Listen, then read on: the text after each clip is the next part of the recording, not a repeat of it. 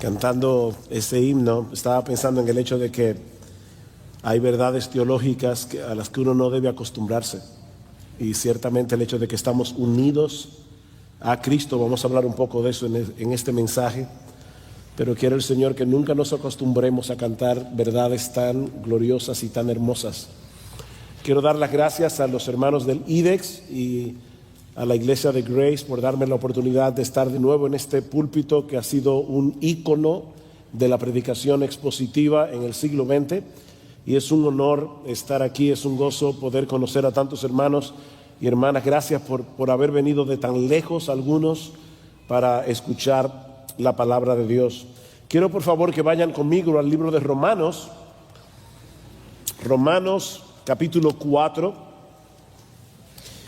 Y vamos a leer los versículos 23 al 25. Romanos capítulo 4, versículo 23 al 25. Dice Pablo: y no solamente con respecto a él, y veremos en el contexto que se refiere a Abraham, no solamente con respecto a él se escribió que le fue contada, sino también con respecto a nosotros, a quienes ha de ser contada. Esto es, a los que creemos en el que levantó de los muertos a Jesús, Señor nuestro, el cual fue entregado por nuestras transgresiones y resucitado para nuestra justificación.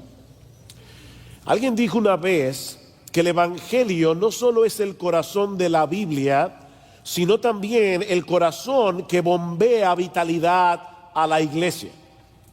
Si no entendemos el Evangelio, no entendemos la Biblia.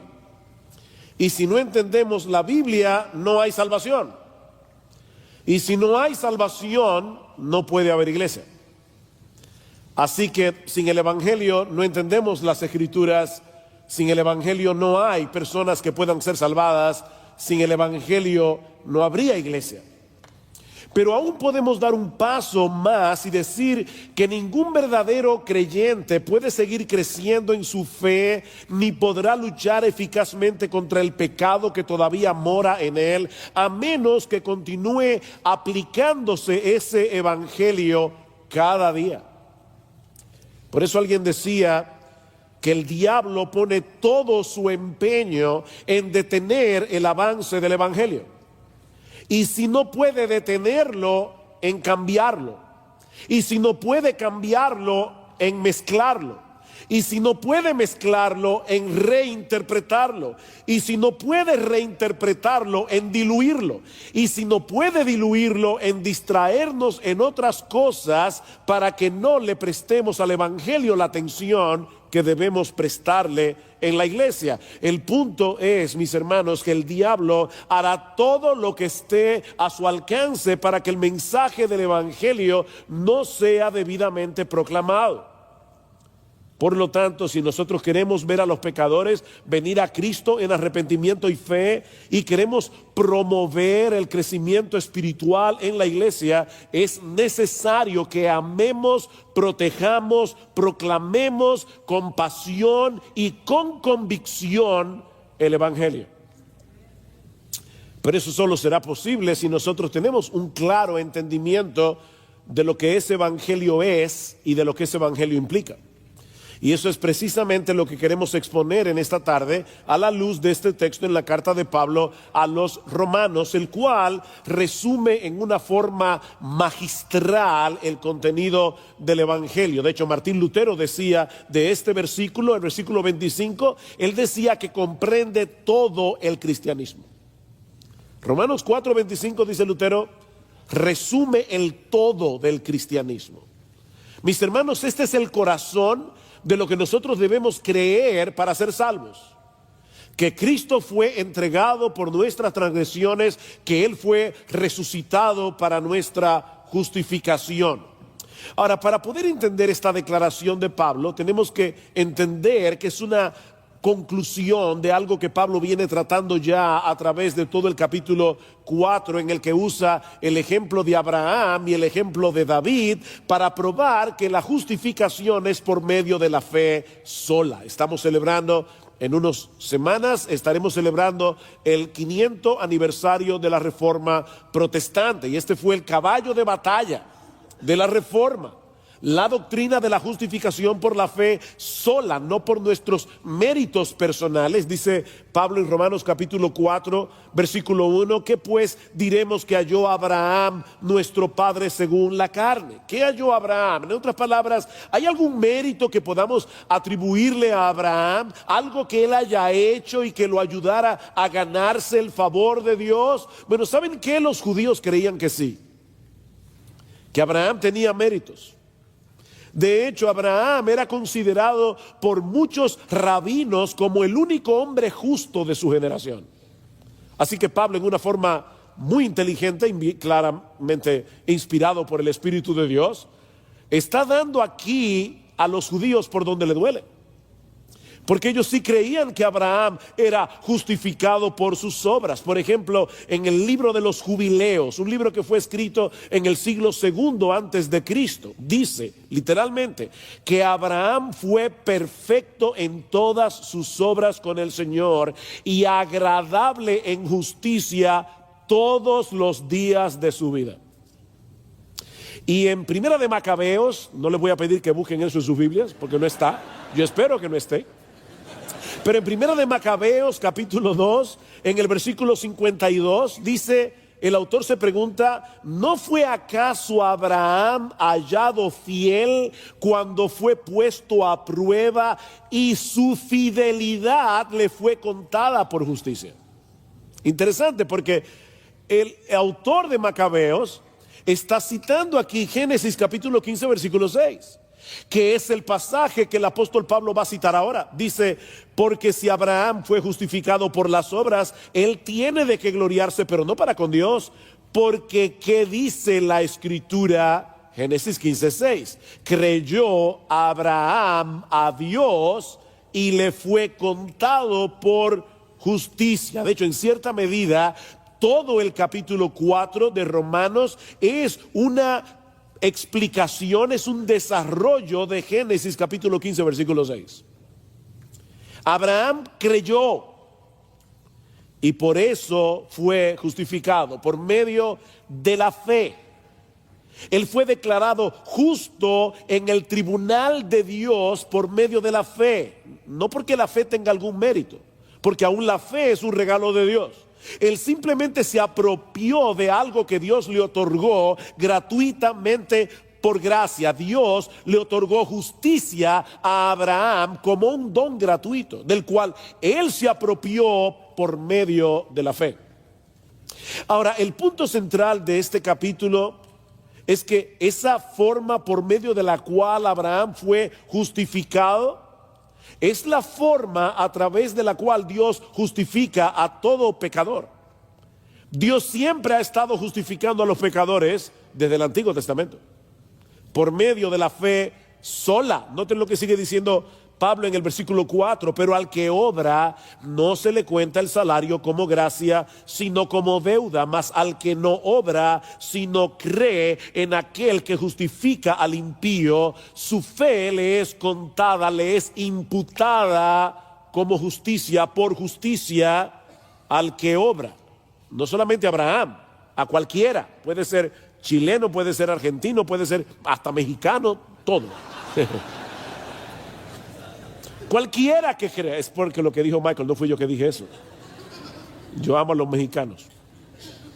Pero cualquiera que cree es justificado por medio de la fe. De hecho, noten cómo comienza el texto que vamos a exponer en esta tarde, versículo 23. Y no solamente con respecto a él se escribió que le fue contada, que la fe le fue contada por justicia. En otras palabras, lo que Pablo está diciendo aquí es que el Espíritu Santo inspiró a Moisés para que incluyera esa declaración de Génesis capítulo 15 versículo 6, no solo por causa de Abraham, sino por causa de todos nosotros. No solo por él se escribió eso, se escribió por todos los creyentes a lo largo de la historia, que al igual que Abraham habrían de ser justificados por la fe. Ahora, Noten que Pablo no dice aquí simplemente que todo aquel que cree será salvo. No se trata de una fe sin contenido. No es una fe en algo. Es una fe en alguien que hizo algo específico para salvar a pecadores. Y mis hermanos, es importante que hagamos esa aclaración por el tipo de espiritualidad que muchos tienen en el día de hoy. Así que voy a hacer una declaración que quizás para algunos les resulte chocante, pero creer en Dios no salva a nadie. Creer en Dios no salva. El infierno estará lleno de personas que creen en Dios. De hecho, la Biblia dice en Santiago capítulo 2 versículo 19 que aún el diablo cree que Dios es uno y no por eso deja de ser diablo. Lo que Pablo dice en este texto es que solo serán salvos aquellos que creen en aquel que levantó de los muertos a Jesús nuestro Señor, el cual fue entregado por causa de nuestras transgresiones y resucitado para nuestra justificación. Y hay dos cosas fundamentales aquí que constituyen la esencia de nuestra fe y que vamos a estar exponiendo en este sermón. La primera es que Cristo fue entregado por nuestras transgresiones.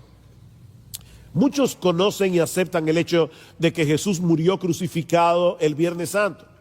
Pero el conocimiento de ese hecho histórico no salva a nadie.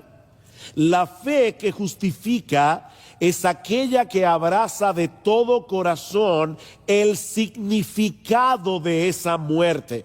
Que Jesús no murió como un mártir, sino como un salvador. Y hay una diferencia fundamental en esto. Saber que Cristo murió el Viernes Santo no hace ninguna diferencia, a menos que aceptemos la razón de esa muerte.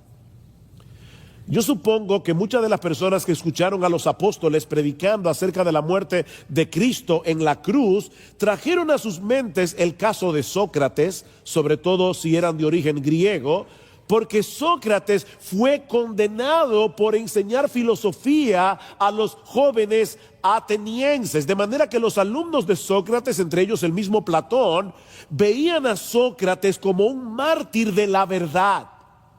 Así que probablemente cuando los apóstoles decían Cristo murió en la cruz, ellos decían, bueno, a Sócrates también lo martirizaron, lo mataron. Pero lo que Pablo está diciendo de Jesús en nuestro texto es muy diferente. Mis hermanos, el corazón del evangelio no es que Cristo murió en la cruz del Calvario. El corazón del evangelio es que Él fue entregado por nuestras transgresiones. Él fue entregado. Y por el contexto es obvio que Pablo se refiere a Dios el Padre como aquel que le entregó.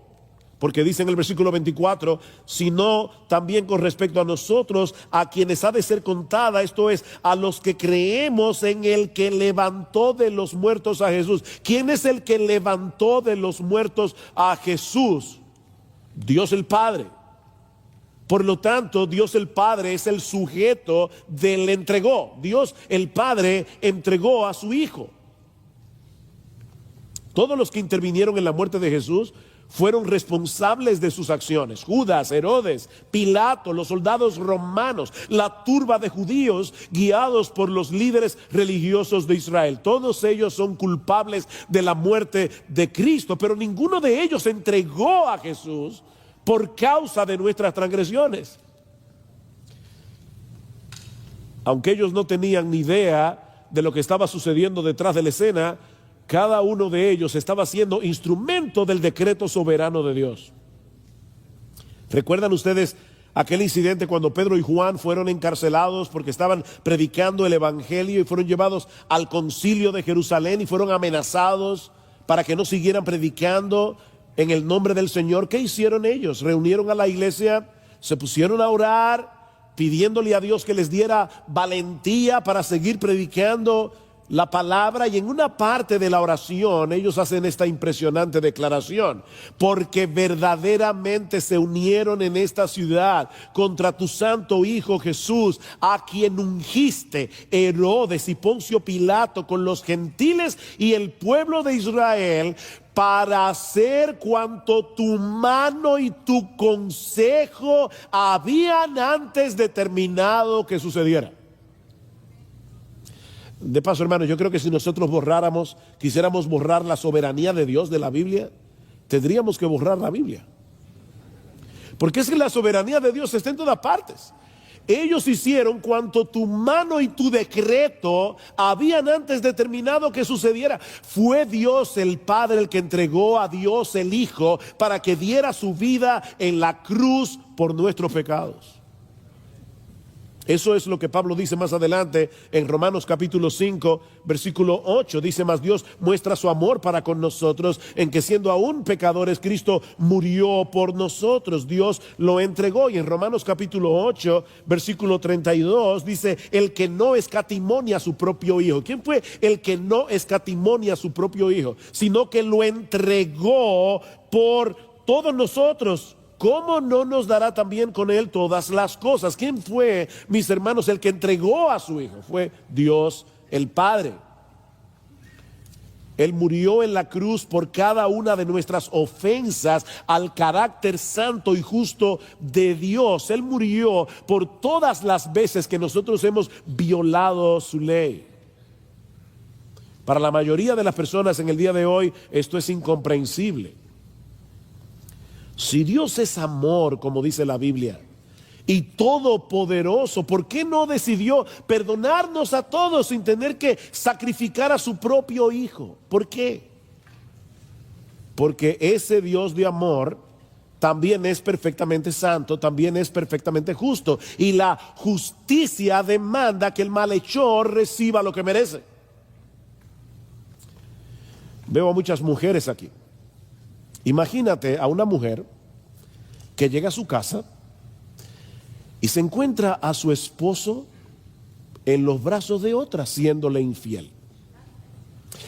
¿Cómo reaccionan las mujeres normales en una situación como esta? Mira, mi amor, para resolver esto de la manera más civilizada, me voy de casa por media hora para que ella recoja sus cosas y se vaya. Y luego yo regreso y la vida sigue como si nada, ¿verdad?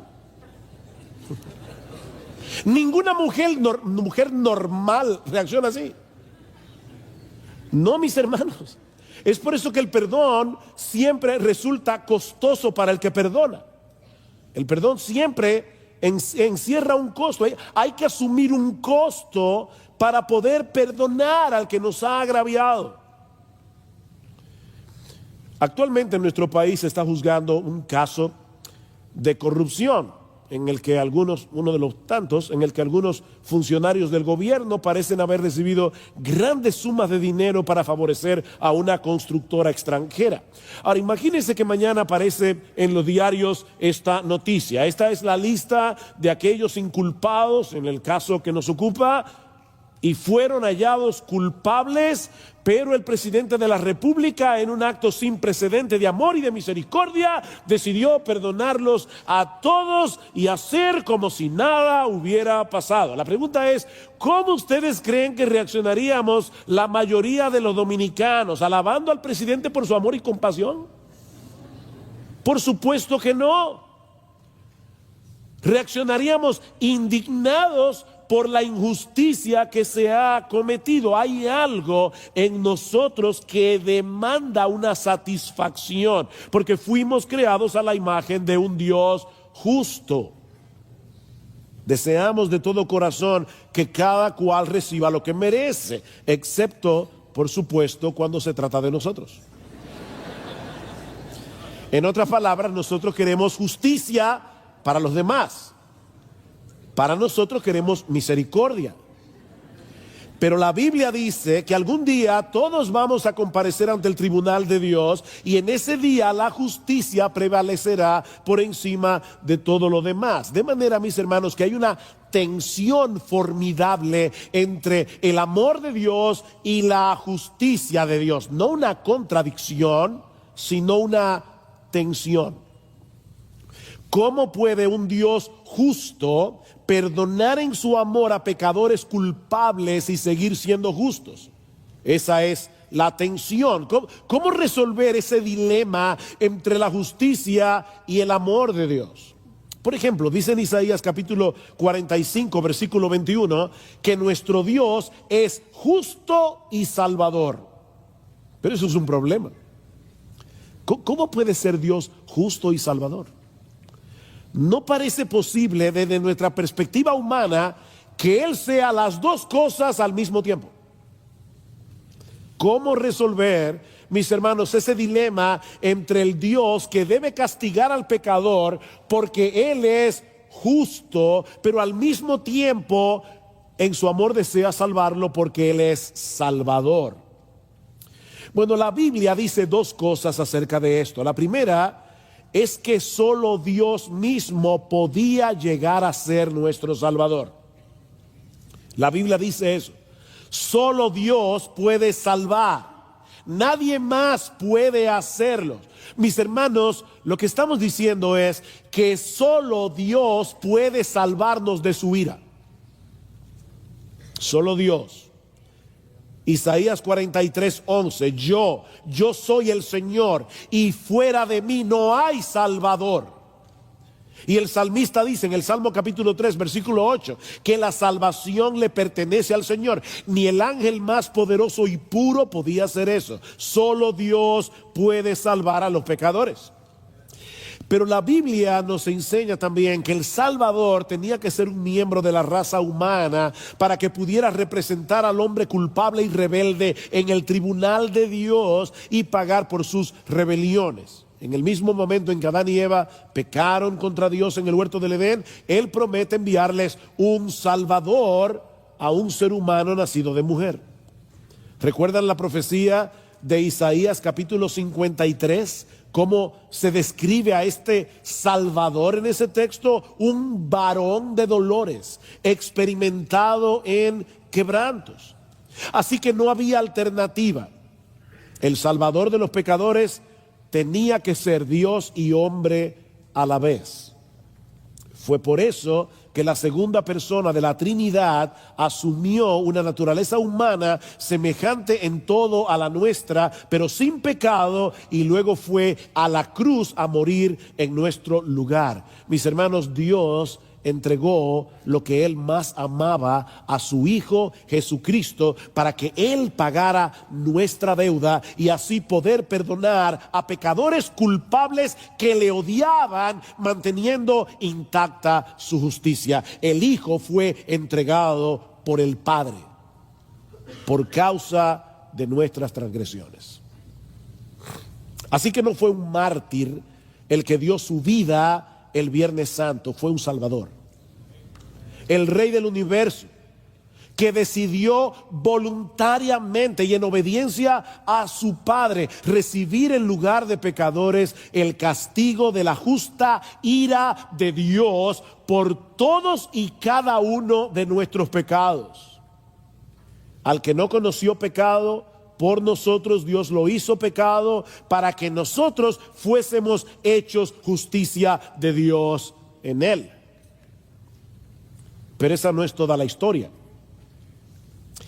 Si Cristo hubiera muerto en la cruz y no se hubiera levantado vivo de la tumba, su muerte habría sido en vano. No tendríamos ningún evangelio que predicar. Ese es el argumento de Pablo en 1 Corintios capítulo 15, que es el gran capítulo del Nuevo Testamento sobre la doctrina de la resurrección. Algunos en Corinto estaban negando la posibilidad de una resurrección corporal. Y Pablo les dice, si no hay resurrección de muertos, tampoco Cristo resucitó. Y si Cristo no resucitó, vana es entonces nuestra predicación, vana es también vuestra fe, aún estáis en vuestros pecados.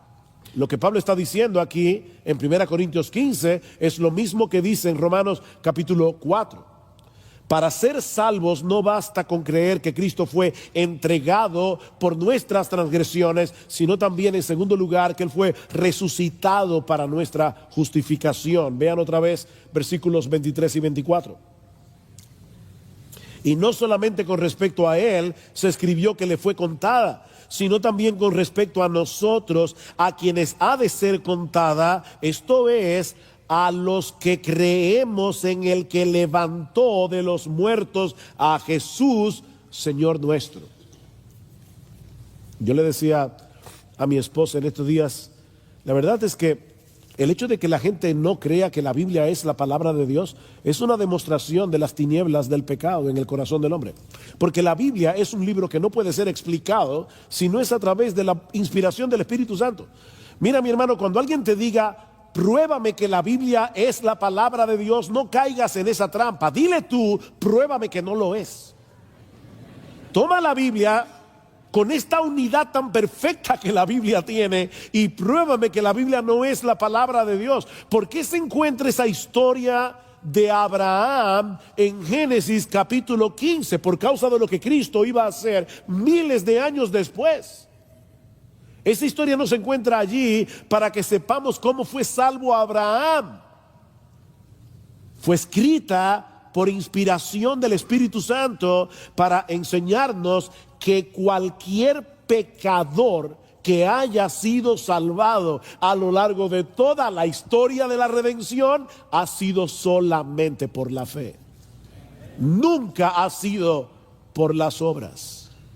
Nunca ha habido otro medio de salvación. Abraham creyó y le fue contada por justicia. La salvación siempre ha sido por medio de la fe y solo por medio de la fe. Ahora bien, hermanos, ¿qué fue lo que Abraham creyó en aquel momento de la historia redentora? ¿Saben qué fue lo que Abraham creyó? Que Dios es capaz de darle vida a un muerto. De ahí la conexión con la resurrección de Jesús. Abraham se anticipó a nuestra fe en el Cristo resucitado, al creer que Dios era capaz de darle vida a un muerto. Eso es lo que Pablo nos explica desde el versículo 16 del capítulo 4. Vean el contexto de Romanos 4. Por tanto, es por fe para que sea por gracia, a fin de que la promesa sea firme para toda su descendencia, no solamente para la que es de la ley, sino también para la que es de la fe de Abraham, el cual es padre de todos nosotros, como está escrito: te he puesto por padre de muchas gentes, colombianos, argentinos, mexicanos, dominicanos, chilenos, costarricenses, puertorriqueños, de muchas gentes delante de Dios, a quien creyó, el cual da vida a los muertos y llama las cosas que no son como si fuesen. Dios le prometió un hijo a Abraham y él creyó en esa promesa, a pesar de que era imposible para él tener un hijo. No solo porque Abraham tenía casi 100 años y Sara alrededor de 90, sino también porque Sara era estéril. ¿Ustedes imaginan a Sara llegando a ginecología y obstetricia? Ella está buscando el departamento de ginecología. Viene a visitar a su bisnieta que está dando a luz. No, ella está embarazada. Por eso es que se llama Isaac. Isaac se llama risa, es que da risa. Ciertamente, eso era increíble que Sara estuviera embarazada de Abraham. De hecho, hay algo interesantísimo. Otra vez veo la fantástica unidad de las Escrituras. Abraham, que es el padre de la fe, ¿verdad? No sin entre comillas, él es el padre de la fe, pero no era perfecto, y Abraham en 2 ocasiones puso a Sara en riesgo. En Génesis capítulo 12, no se nos queda claro en la Biblia si Sara fue tocada por esta persona que la tomó en su harén. No lo vemos claro. El autor del Génesis no aclara eso. Pero la segunda vez que eso pasa, en Génesis capítulo 16, ahí sí se aclara de una manera evidente que Abimelech no tocó a Sara. ¿Por qué en un capítulo se enfatiza una cosa y en el otro no? Porque en el capítulo siguiente iban a ser Isaac. Y era importante que todos nosotros supiéramos que ese niño era hijo de Abraham. Si no se hubiera colocado por el Espíritu Santo ese detalle de que Abimelech no tocó a Sara, cualquiera hubiera dicho: ese viejo no es el hijo de ese niño. Sin embargo, todos sabemos ahora que Isaac era hijo de Abraham y de Sara. Era algo imposible, pero nuestro Dios es omnipotente, nuestro Dios es todopoderoso. Él puede hacer exactamente lo que Él promete. Así que Abraham creyó que Dios es poderoso de traer vida a través de un vientre muerto. Mis hermanos, esa es la promesa. Eso fue lo que Abraham creyó. Y sigue diciendo Pablo, él creyó en esperanza contra esperanza para llegar a ser padre de muchas gentes conforme a lo que se le había dicho, así será tu descendencia. Y Pablo aclara, y no se debilitó en la fe al considerar su cuerpo que estaba ya como muerto, siendo de casi 100 años, o la esterilidad de la matriz de Sara, también estaba muerta la matriz de Sara. Tampoco dudó por incredulidad de la promesa de Dios, sino que se fortaleció en fe, dando gloria a Dios, plenamente convencido de que también era poderoso para hacer todo lo que había prometido, por lo cual también su fe le fue contada por justicia. ¿Se dan cuenta, hermanos? La fe de Abraham fue muy específica. Él creyó que Dios podía cumplir su promesa de darle un hijo, aunque ellos estaban casi muertos. Y en Hebreos capítulo 11, a partir del versículo 17, dice que cuando Abraham fue probado, él también creyó que si mataba a Isaac, Dios podía resucitarlo, Dios podía traerlo de los muertos. Y dice el autor de Hebreos, de donde en cierto modo lo recibió. Porque en la mente de Abraham, Isaac ya estaba muerto cuando Dios le pidió que lo sacrificara. Así que, hermanos, la fe que opera para justificación es muy similar a la fe que tuvo Abraham. ¿Se dan cuenta? Por eso dice Pablo, versículo 23 otra vez, y no solamente con respecto a él se escribió que le fue contada, sino también con respecto a nosotros, a quienes creemos que ha de ser contada. Esto es a los que a quienes ha de ser contada, esto es a los que creemos en el que levantó de los muertos a Jesús, Señor nuestro, el cual fue entregado por nuestras transgresiones y resucitado para nuestra justificación. La fe de Abraham se anticipa en muchos sentidos a nuestra fe. Él creyó que el vientre muerto de Sara podía engendrar vida simplemente porque Dios lo prometió. Él creyó que si mataba a Isaac, Dios lo iba a resucitar de los muertos, porque Él le prometió una descendencia. Y nosotros creemos, 2000 años después, que por ese mismo poder, la tumba de Cristo no pudo retener su cuerpo muerto, sino que al tercer día salió vivo y victorioso de allí para no ver muerte nunca más. Cristo fue entregado por nuestras transgresiones, Él fue resucitado para nuestra justificación. Y al levantar de los muertos a Cristo, Dios el Padre estaba declarando que su justicia había quedado plenamente satisfecha por medio de la muerte de su Hijo. Por eso fue que Cristo exclamó al final, consumado es. Él sabía que la deuda de todos y cada uno de los pecadores por los cuales Él vino a morir estaba cancelada para siempre. Ahora, imagínense a las personas que estaban al pie de la cruz y escucharon a Jesús exclamar, consumado es. ¿Cómo ustedes creen que interpretaron ellos estas palabras? ¿Ya todo se acabó? El que pretendía ser el Salvador del mundo murió en una cruz entre dos malhechores y luego fue enterrado en una tumba como cualquier ser humano común y corriente. De hecho, hasta sus mismos discípulos creyeron que ese era el fin. ¿Recuerdan en Lucas 24? Nosotros esperábamos que Él era el que había de redimir a Israel. Para ellos todo había terminado en la cruz. Pero gloria al Señor, la historia no termina el Viernes Santo.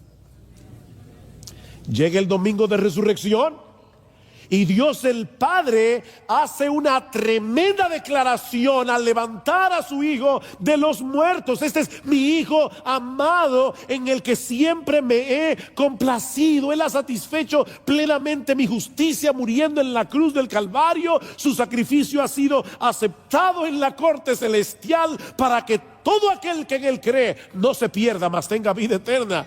¡Wow! ¡Gloria al Señor! Él fue resucitado para nuestra justificación. Pero no solo eso, mis hermanos, es porque Cristo resucitó y está vivo, que hoy podemos unir nuestras vidas a la suya por medio de la fe, de tal manera que su justicia viene a ser nuestra por el simple hecho de creer. Escuchen lo que sigue diciendo Pablo un poco más adelante en Romanos capítulo 8, versículo 1. Ahora pues ninguna condenación hay para los que están en Cristo Jesús, los que no andan conforme a la carne, sino conforme al Espíritu. Muchas personas nos preguntan, ¿se puede perder la salvación? ¿Qué dice este texto? No hay ninguna condenación. Para que un verdadero creyente se pierda, Jesús tiene que dejar de ser justo, porque es su justicia la que nos salva, no la mía ni la tuya. Mis hermanos, déjenme decirles algo con toda claridad: la salvación es por obras, pero no por la tuya, por la de Él. Y Él obró perfectamente. Jesús nunca pecó. Jesús cumplió perfectamente la ley en nuestro lugar. Por eso es que no basta con decir Jesús murió por mí. No, Él también vivió por mí. Él no solamente murió por mí, Él vivió por mí. Y eso es lo que el Padre estaba declarando al resucitarlo de los muertos. Ahora nuestra vida está unida a la de Cristo y por eso ya no hay condenación. ¿Por qué no? Porque todos los creyentes estamos en Él, unidos a Él por la fe. En otras palabras, Él hizo todo lo que hizo como nuestro representante. Fuimos elegidos por el Padre desde antes de la fundación del mundo, y eso no lo dice Calvino, lo dice Pablo en Efesios 1:3. Elegidos desde antes de la fundación del mundo para que Él nos representara en su muerte y en su resurrección. Es por eso que más adelante en el capítulo 2 de su carta a los Efesios, Pablo dice que todos nosotros los que hemos creído en Cristo, a todos nosotros Dios nos dio vida juntamente con Él. Dios nos dio vida juntamente con Él. Pero ¿saben qué? Juntamente con Él nos resucitó. Y asimismo nos hizo sentar en los lugares celestiales en Cristo Jesús. No, pastor, yo estoy sentado en Grace Community Church. Eso es tan seguro que Pablo lo da como un hecho pasado. Donde esté Cristo estaremos tú y yo. Si estamos unidos a Él, nuestras vidas están unidas a Jesús por medio de la fe, y por lo tanto nosotros vivimos también porque Él está vivo. Estamos unidos a un Salvador que no está muerto. Un Salvador muerto no puede darle vida a nadie, pero Cristo resucitó y nosotros resucitamos juntamente con Él. Todos nuestros pecados fueron clavados con Él en la cruz, y cuando Él salió de la tumba el domingo de resurrección, nosotros resucitamos con Él para andar en novedad de vida. Eso es lo que Pablo nos enseña en Romanos capítulo 6. ¿Por qué tú y yo podemos andar en santidad? No perfecta, pero sí sincera y genuina y creciente, como predicaba nuestro hermano hace un momento. Porque nuestras vidas están unidas al Cristo vivo. Dice Pablo, porque somos sepultados juntamente con Él para muerte por el bautismo, a fin de que como Cristo resucitó de los muertos por la gloria del Padre, así también nosotros andemos en vida nueva. Porque si fuimos plantados juntamente con Él en la semejanza de su muerte, así también lo seremos en la de su resurrección, sabiendo esto, que nuestro viejo hombre fue crucificado juntamente con Él, para que el cuerpo del pecado sea destruido, a fin de que no sirvamos más al pecado. ¿Ven el punto, mis hermanos? Nuestras vidas están unidas a un Cristo que murió y resucitó. Y por lo tanto podemos estar absolutamente seguros de dos cosas. En primer lugar, que ya no tenemos cuentas pendientes en el tribunal de Dios. Ya no tenemos cuentas pendientes en el tribunal de Dios. Pero en segundo lugar, la vida del Cristo resucitado ahora se manifiesta en nosotros para que no sigamos siendo siervos del pecado. Y cuando ese Cristo victorioso regrese en gloria, todos los que han muerto unidos a Él por la fe serán resucitados. Y todos los que hayamos quedado hasta aquel momento seremos transformados, seremos arrebatados. Dice, seremos transformados en un abrir y cerrar de ojos, para tener un cuerpo semejante al suyo después de la resurrección. Eso es un hecho, mis hermanos, porque Cristo murió y resucitó como nuestro representante. Hay un corredor dominicano llamado Félix Sánchez, ganó la medalla de oro en Atenas en el año 2004 y luego en Londres en 2012 en la disciplina de 400 metros en valla. Y todos los dominicanos nos sentimos representados en su victoria. Qué emoción ver a Félix Sánchez recorriendo todo el estadio en Londres con la bandera dominicana. Pero ¿saben qué? Aunque en cierto modo él ganó esa medalla para todos nosotros, lo cierto es que ninguno de nosotros tiene esa medalla en su casa. Eso también es un hecho. Ni disfrutamos de la fama de Félix Sánchez. 2012, 2013, 2014, 15, 16, 17, a mí nunca nadie me ha pedido un autógrafo por eso. Cuando Félix Sánchez sale a la calle, a él le piden el autógrafo, no a mí porque soy dominicano. De manera, mis hermanos, que aunque él corrió en representación de nuestro país y todos celebramos sus victorias, hay un sentido muy personal en lo que él hizo. Pero con Cristo no fue así. Su victoria es nuestra. Su victoria es nuestra victoria, absolutamente nuestra. Cuando Jesús se levantó de la tumba al tercer día, mis hermanos, todos los creyentes ganamos con Él. Y no una medalla de oro, ganamos la plena aceptación de Dios el Padre.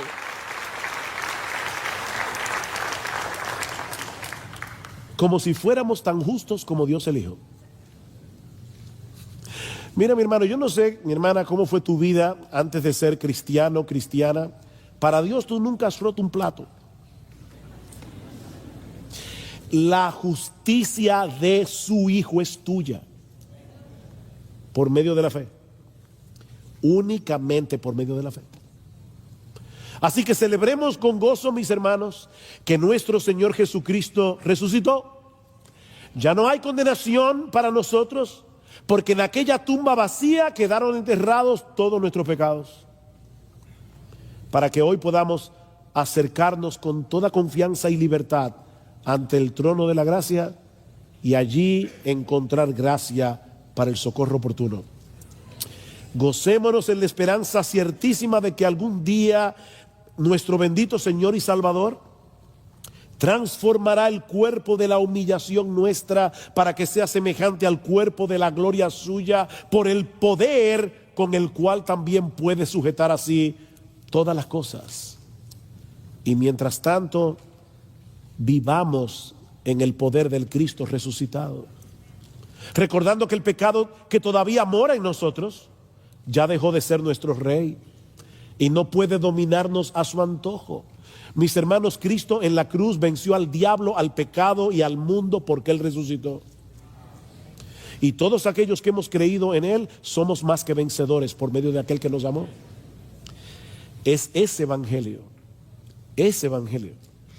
que ofrece una salvación tan grande, solo por Cristo, solo por gracia, solo por medio de la fe, el que nosotros debemos defender y proclamar en nuestras iglesias semana tras semana, sin cambiarlo, sin mezclarlo, sin reinterpretarlo y sin diluirlo. Porque es ese mensaje del Evangelio el que nosotros encontramos a lo largo de toda la Escritura, y es ese mensaje el que Dios ha prometido usar para salvar a los pecadores y para edificar a su iglesia. Pastores, no piensen que porque ya se convirtieron ya no necesitan el Evangelio esas personas allí en su iglesia. Tú necesitas el Evangelio, ellos necesitan el Evangelio y van a necesitar el Evangelio hasta que lleguen seguros a la presencia de Dios. Mis hermanos, no demos por sentado el Evangelio, no demos por sentado el Evangelio, porque si hay algo que el pecador necesita para ser salvo y el creyente para crecer en santidad, es escuchar el poderoso mensaje de que somos justificados únicamente por medio de la fe en la persona y la obra de nuestro precioso, bendito, glorioso Señor y Salvador Jesucristo.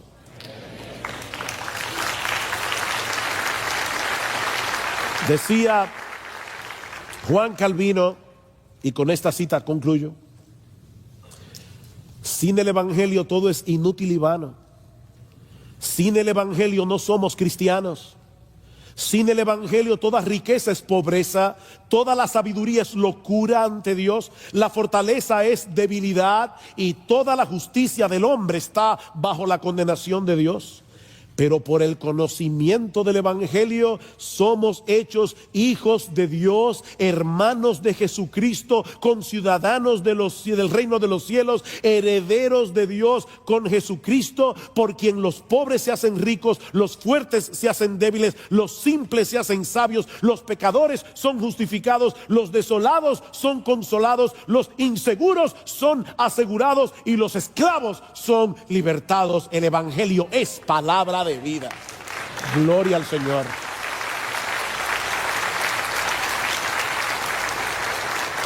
Vamos a orar.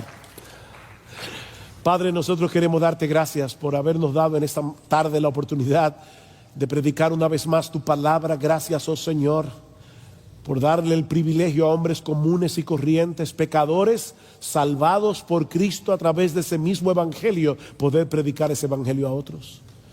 Alabado sea tu nombre, Señor. Glorias sean dadas únicamente a ti. Ayúdanos a ser fieles mientras seguimos proclamando con fidelidad este mensaje de salvación, cuyo centro es Cristo y este crucificado y resucitado para nuestra justificación. Gracias, oh bendito Rey, por nuestro bendito Salvador, en cuyo nombre pedimos estas cosas. Amén. Amén.